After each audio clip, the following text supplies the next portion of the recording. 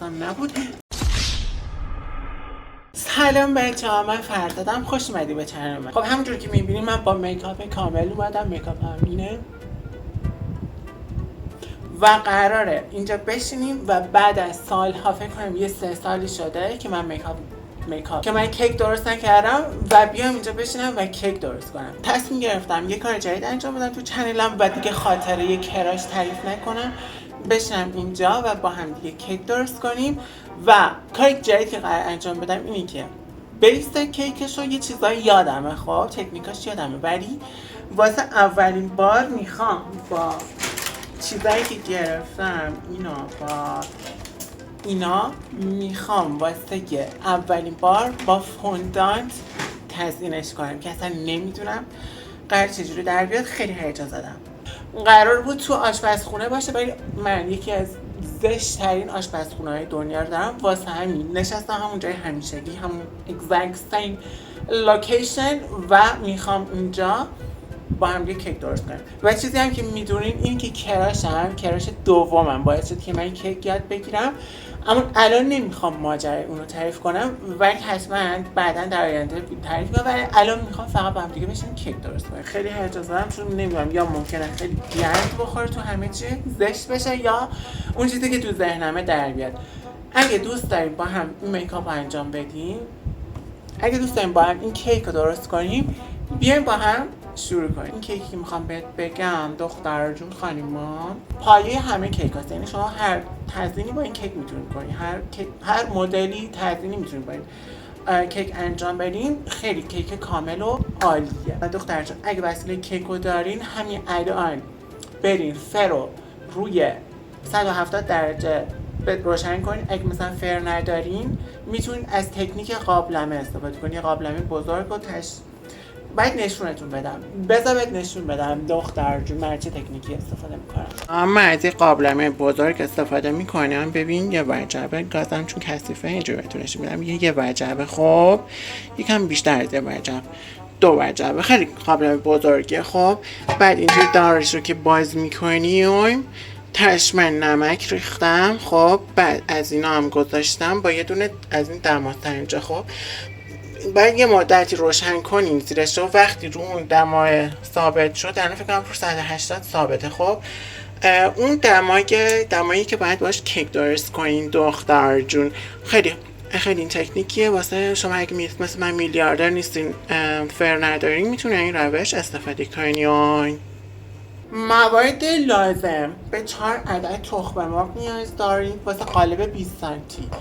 ببین اگه قالبتون 20 سانتیه به این مواد نیاز دارین. خب اگه بزرگتر باشه باید موادتون رو 2 برابر کنید. اگه نصف 20 سانت باشه، این 10 سانت باشه، باید موادتون رو نصف کنید. اوکی؟ الان شما به 4 تا تخم مرغ نیاز دارین که باید همدمای محیط هم باشه. این خیلی مهمه. اوکی؟ چی بود اسمت؟ آرد سفید مخصوص کیک پزی نیاز دارین که به چقدر نیاز دارین؟ به 120 گرم نیاز دارین. اوکی؟ به این دستگاه نیاز دارین. اگه از اینا ندارین بهتون میگم چند پیمانه میشه. بذارید فعلا اینو انجام بدم.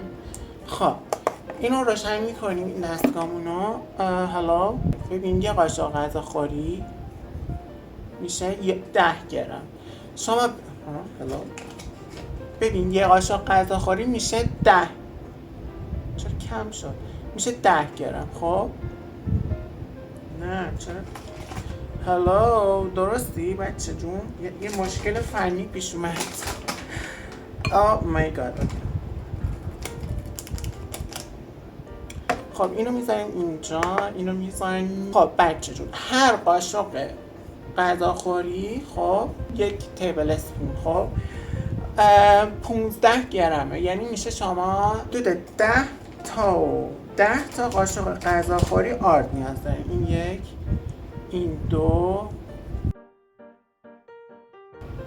120 گرم میشه انقدر این لیوانه. ببین اگه از این لیوانه داریم میشه انقدرش. 3 بار آردمون رو علکش میکنیم خانیما.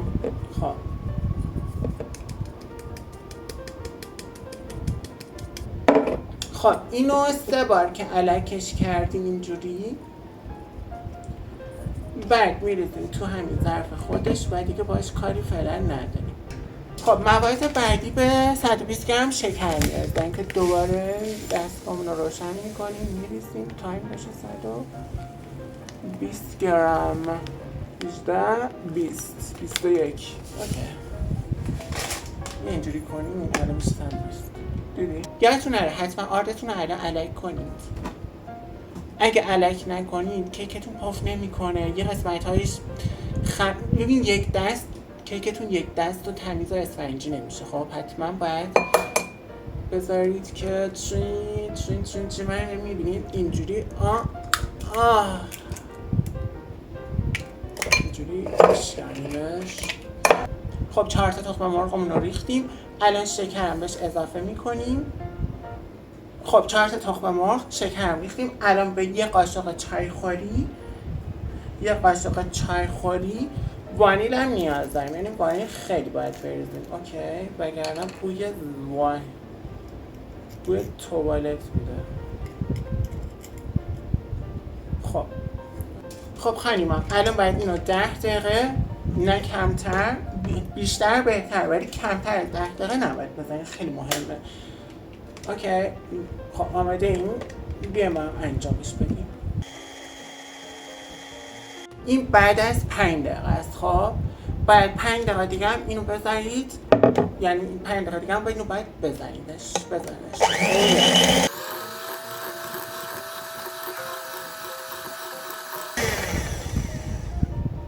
خب ببین دختر جون این بعد از 10 دقیقه است. می‌بینی مثل که خامه میشه. باورت میشه؟ نه لیترالی باورت میشه این تخم مرغامون این شکلی شده باشن انگار خامه درست کردی. خب اینو اینجوری تکونش میدیم اضافاتش گرفته بشه. بعد دیگه اصلا با این کاری نداریم، اینو میذاریمش که اصلا کاری نداریم، یعنی لیترالی کاری نداریم. اوکی خب بیچ این مرحله ایه که باید خیلی سریع کارتون رو انجام بدین، چون که این ممکنه پفش بخوابه و خیلی با احتیاط و خیلی سریع باید این کار.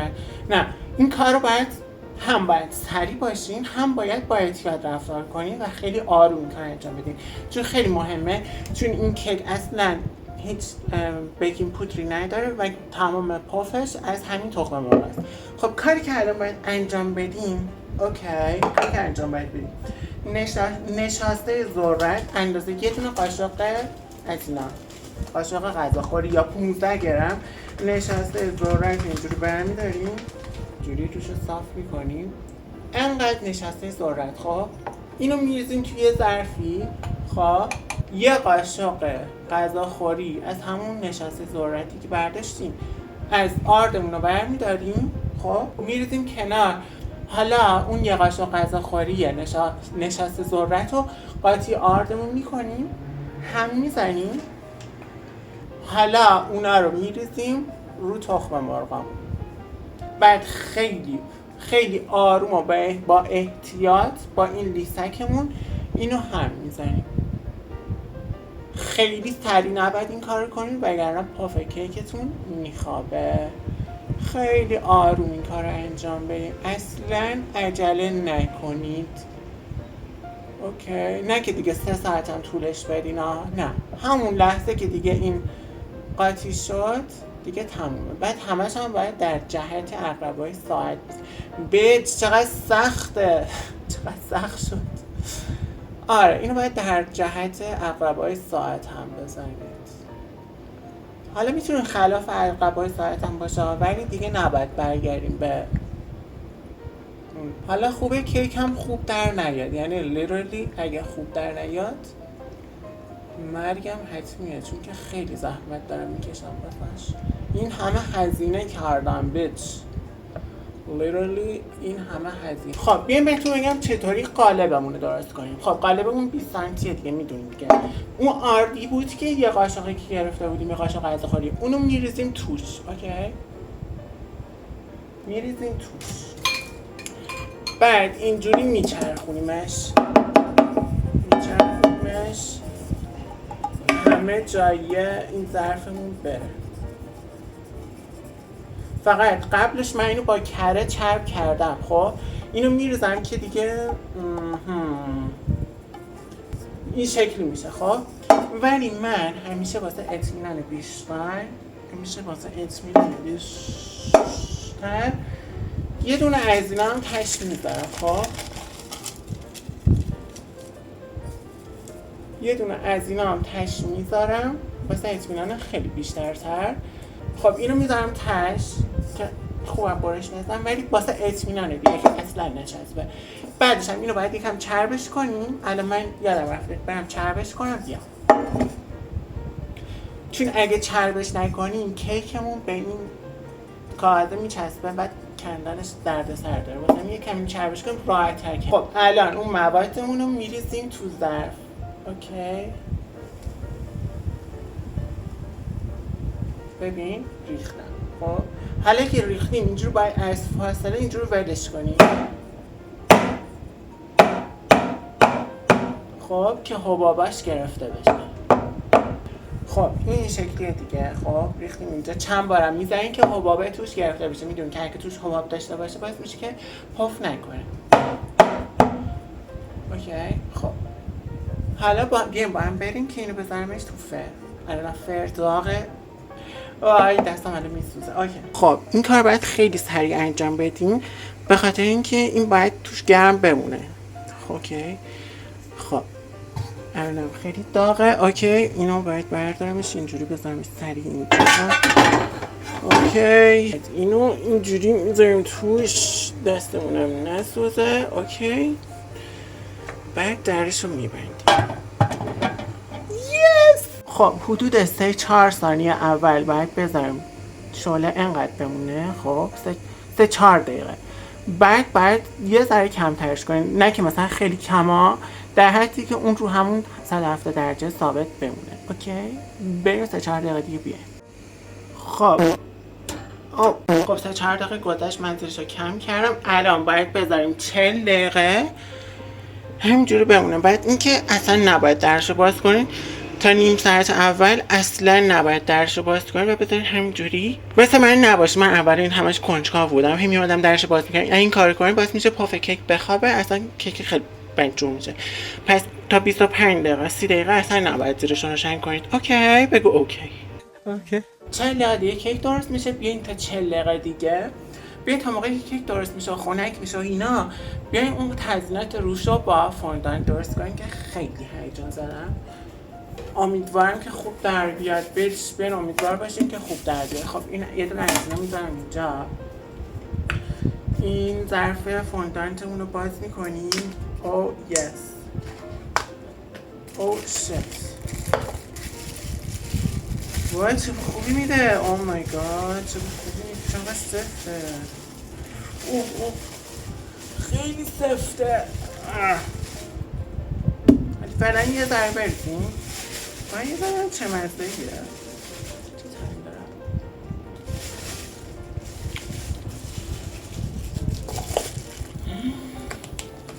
خیلی خوشمزده. خیلی خوشمزده. وای درنم آورده.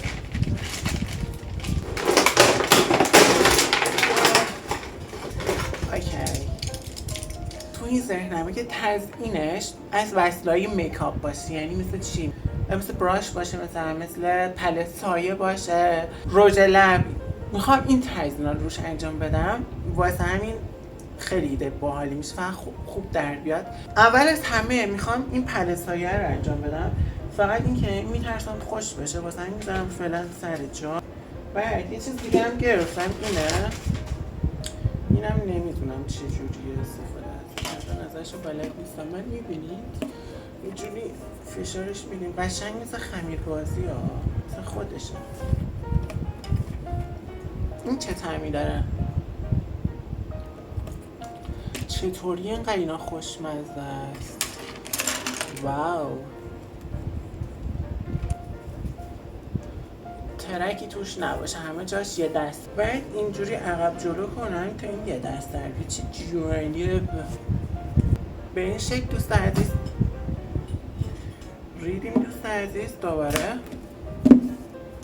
خب حالا به یه چاقوی تیز نیاز داریم. نداریم ولی اینو داریم. این اره‌گر داریم. اره‌ای میشه. هلو آقا اره‌ای نباید استفاده کنی. من برم چاقو بیارم. یعنی به قول مامانم الان اینجا شطور با بارش گم میشه. انقدر شلوغ همه چی در همه. اینجا همه چی در همه.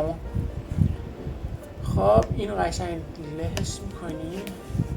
بیچ الان کیک درست میشه. من هنوز حتی یه پلت هم درست نکردم. میدونی باید دستم را بیفته، اینجوری نمیشه. خب بچه من چاقو آوردم، اینو بریدم. ببین این شکلی شد. ببین چقدر کیوته. خب اینو میذاریمش اینجا فعلا به عنوان پلت سایه. خب دوست عزیز این رنگ مشکی رو میذاریم کنار، اون رنگ سفیدمون رو برمیداریم. خب دوست عزیز این گردش میکنیم. بدو بیچ نیم ساعته فقط یه مربع درست کردم. چند تا تیکه میکنیم. میدونی چرا؟ چون میخوام پلت سایمون چند تا رنگ داشته باشه. یه رنگ بنفش گرفتم. بذار از این بنفش استفاده کنیم. این الان رنگ بنفشمونه بچه ها. میبینی چقدر پر رنگه. گفتش که یه قطره باید بریزی. یه قطره هم زیاد. یه نوک سوزن. ما هم یه نوک سوزن میریزیم. ببین یه نوک سوزن اینقدر شد. اوکی. پس این همه رو فکر کنم تا 10 سال داشته باشی با این وضعیت. خیلی رنگش پیگمنت داره بیچ. خب اینو قشنگ اینجوری میکنی. بعد اینجوری یکم دیگه به رنگ نیاز داریم. دوست عزیز بیا. زیاد نیای. خوبه دیگه. کم کم اضافه میکنیم. اوکی اینجوری جلو شما هم بزنیم. ببینیم چه شکلی میشه. رنگش هم مثل اینکه نمیره. حالا اوکی دوست عزیز نوک سوزن کافی نیست. همون یه قطره بریز دیگه. قشنگ 2 قطره الان ریختم. الان انقدر الان بنفش میشه که اصلا نمیده. باید خیلی هم بیچ بو کیک داره میاد. او مای گاد بو کیک داره میاد. خب رسیدیم به لحظه ای که وای خیلی استرس دارم. به این بوشت که خوبه. امیدوارم که خوب پف کرده باشه. یا بیا آماده این. وای خیلی استرس دارم. 3 2 1. اوه شت عالی شده. خب فقط وسطش نمیدونم چرا اینجوری خوابید ولی اوکی بابا. بعد از 4 سال خوبه به نظرم. اوکی باحال شد نه؟ ببین این کیکش اینجوری نیست که گنبدی باشه چون بیکینگ پودر نداره. ولی هم که یه ذره اومد بالا خودشم اوکی. ایول. خب الان باید میذارم خنک بشه. بعدش چیزش میکنم دیگه. تزیینش میکنم. خب بچه ها جون من الان آف کامرا اینا رو انجام دادم چون خیلی طول میکشید. فقط هم همین رنگا رو داشتم. این قرمزاش با صورتی استیت نمیدونم چون فرقی نمیکنه ولی آره رنگام اینه. خب و آقا وایسید این لحظه رو میخواستم با هم انجام بدیم. او مای گاد بچه اینم کیکمه. او یس اوکی. خب آقا آماده این. او یس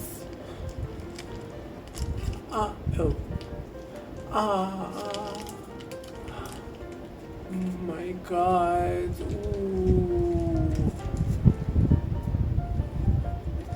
ببین همینجور که این بغلاش اصلا نچسبید. خب اینم نمیچسبید ولی من گذاشتم دیگه چون بعد از مدت ها بود.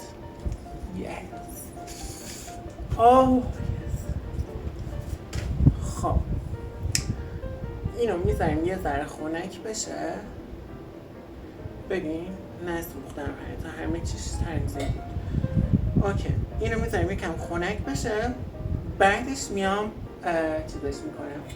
فوندانت سفید روش میکشم. همه چیزایی که روی اکساتون داشتین رو میتونین همه روی این خالی کنین. هر چی. من گوه خوردم. بازم گوه خوردم. گوه خوردم. اینجوری حال میره. گوه خوردم. ساموچن گوه خوردم.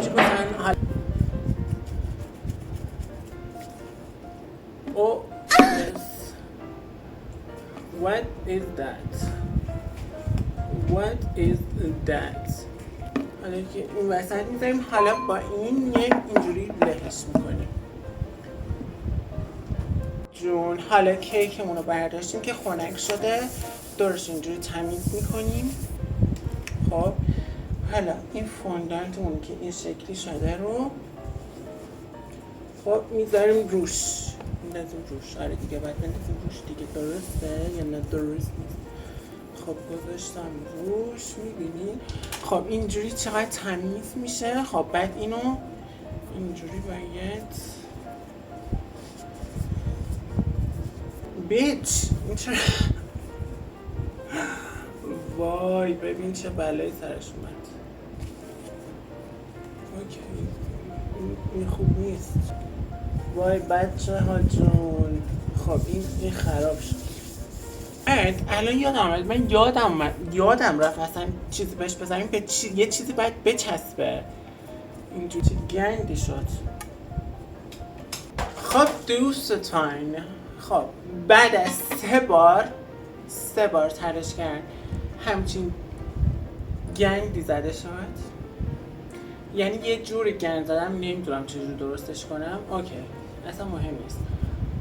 میتونم با اون مشکیه یه حالت کمربند دورش ایجاد کنم، یه حالت مثل اینگاه مثلا میدونی گند رو باید یه جوری پوشوند عزیزم. خب منم میخوام گند رو بپوشونمش، چون که این چه وضعیه. نه یعنی لیترالی نگاه، یعنی واقعا نگاه کن، یعنی ریدم. اوکی خب اشکال نداره، اینو میذاریم بغل. حالا میخوام با این یه کمربند درست کنم. اوکی این چیزش میکنیم. یعنی واقعا حالم به هم داره میخوره. یعنی هیچ وقت در زندگیم اینجوری نریده بودم. یعنی به قول چیز what is this، یعنی واقعا what is this. هیچ آقا این تیکه که میبینیم بنفش گذاشتم بخاطر اینکه این تیکه رو خیلی بدجور گند زدم، اینو گذاشتم بپوشونم، اصلا یه چیز افتضاحی شد. آقا تازه این طرف این 2 تیکه است. اصلا ریدم، یعنی در این حد نریده بودم. آقا دفعه اول بود دیگه، دست من ببین چیه لیترالی این چیه. اینگاه رفتم شعار نوشتم. آقا خب یه همچین چیز تصور کنید اصلا. خب اینو یادتونه، اینو لیترالی یادتونه. اینو میذاریم اینجا. اوکی نه بذار یه جایی بذاریم که ریدن ها رو، یه جایی بذاریم که کمتر گندم کمتر پوشونده باشه، مثلا اینجا. خب اینو میذارم اینجا. خب بگو. خب اینو گذاشتم اینجا دیگه. خب حالا این رنگا یه چیزی که درست کرده بودم اینا. خب مرسی. این رنگایی که درست کرده بودم آقا قشنگ دارم خستگی میمیرم و به خاطر چه چیز چرت و مسخره‌ای. خب اینو اینجوری گردش میکنم، اینجوری. خب گردش کردم دیگه. خب حالا با این وسط این، یعنی میتونم حالا با این چقدریه، بس با وسط این خیلی بهتره. با اینو سوراخش میکنم. آها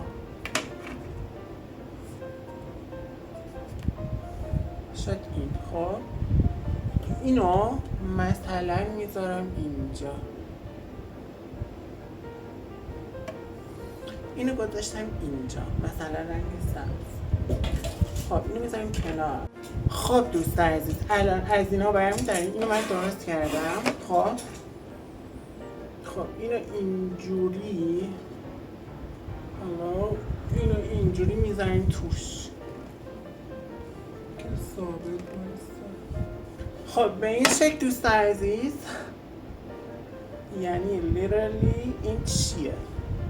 نه این چیه؟ خب دوست عزیز الان میخوام یه دونه رژ لب درست کنم.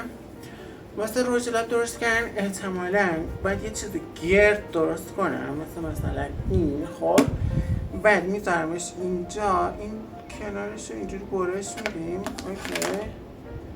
یه ذره سفید با مشکی مخلوط میکنیم. میشه من ترکیبشون کرد. میخوام خاکستری بشه. Much later.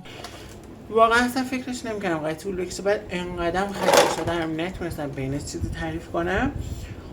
ولی واسه بار اول اولین بار داشتم با فوندانت کار میکنم، واقعا بیچاره شدم ولی جالب شد.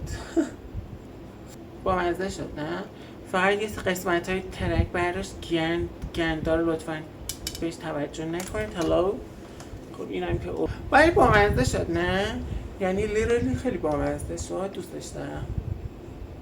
الان که همچین کیکی رو بیرون درست کنن چقدر میشه قیمتش؟ مثلا اگه بخواین یه نفر همچین کیکی درست کنه مثلا شبیه این باشه، همین اندازه باشه، چقدر میشه مثلا هزینه‌اش به نظرت؟ میخوام ببینم با هزینه من کردم مثلا چقدر اختلاف داره. ولی واقعا خیلی کار سختی بود. مثلا شاید چون بار اولم بود اینجوری، ولی خیلی کار سختی بود. همه اطرافیان منم همونایی که دور بر منن همشون رژیمن، نمیدونن اینو چیکار کنم. الان که شما هم که دارین این ویدیو رو میبینید احتمالاً یه هفته گذشته تا ویدیو رو ادیت کنم و اینا، یه هفته گذشته اینم خراب میشه. واقعا دلم نمیاد اینو، نمیدونم، فکر کنم اینو باید بذارمش تو فریزر همونطور نگهش دارم. واقعا دلم نمیاد. چیز خاص و خفنی نیست ولی واقعا دلم نمیاد اینو بدازمش بیرون. کسی هم نیست که اینو بخوره. همشون نمیتونم برم بدم به خیرات کنم مثلا. آره تیکه تیکه کنم برم تو خیابون پخش کنم. نظر شما چیست؟ احتمالاً این کارو کنم دیگه کسی. ولی خودم براشش از همین بیشتر دوست دارم. حس میکنم مثلا این قسمت سفیدش خیلی طبیعی و باحال شده. ولی بقیه چیزاش نه. آقا خیلی خسته شدم. مرسی که تا اینجای ویدیو رو دیدین. یادتون نره که اگه ویدیو رو دوست داشتین حتما ویدیو رو لایک کنید و چنل رو اگه سابسکرایب نکردین سابسکرایب کنید. خیلی به من کمک میکنه. و بهم بگین دوست دارین ویدیو بعدی در مورد چی باشه و اینکه تا ویدیو دیگه بای هیلر. واو نیفتی. آقا نظرتون راجع به میکاپ هم بنویسین یعنی لیترالی بنویسین. واسه میکاپ هم خیلی وقت گذاشتم. فقط چیزی که یادم رفت خامه بریزم. بازم یه کیک خیلی ساده است. آره دیگه هول شدم مثلا حواسم نبود.